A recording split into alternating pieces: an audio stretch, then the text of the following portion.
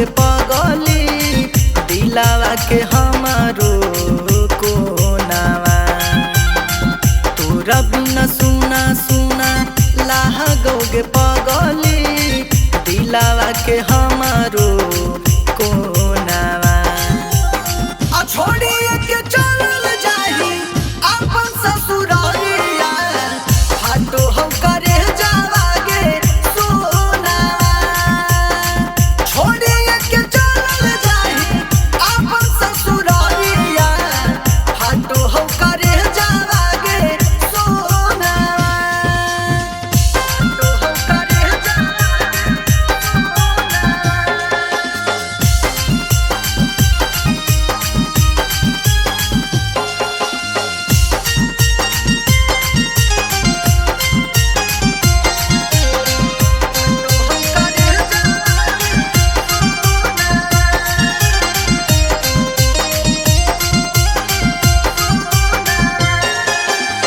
संगे मिलके खैले रहनी किरिया कसम गे अब काहे देबो हखी गम गे। तोरा से बिछाड़ के ना अजी पैब पगली मर जइबो साचो हम गे। संगे मिलके खैले रहनी किरिया कसम गे अब काहे देबो हखी गम गे। तोरा से बिछाड़ के ना आज पैब पगली मर जइबो साचो हम गे।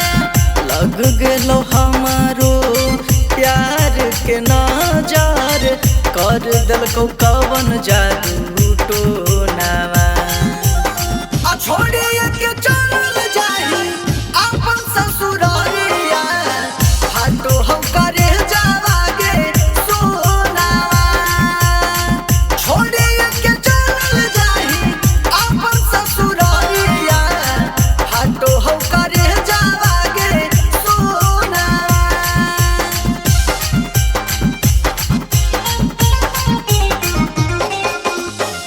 हाटो हम करे जावागे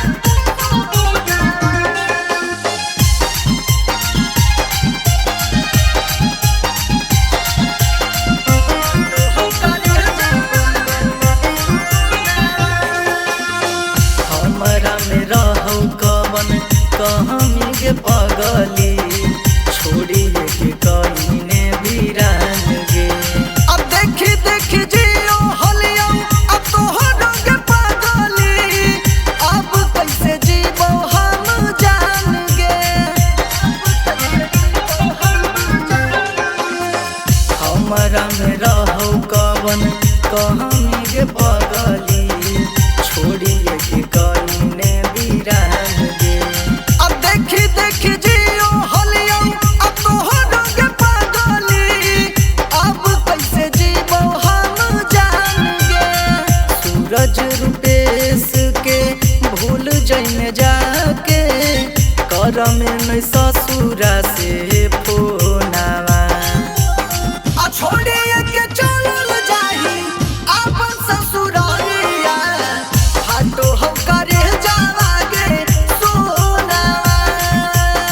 छोड़िए के चलल जाही अपन ससुरालिया हाटो हम करे जावागे सोनावा। तोरा बिना सुना सुना लागोगे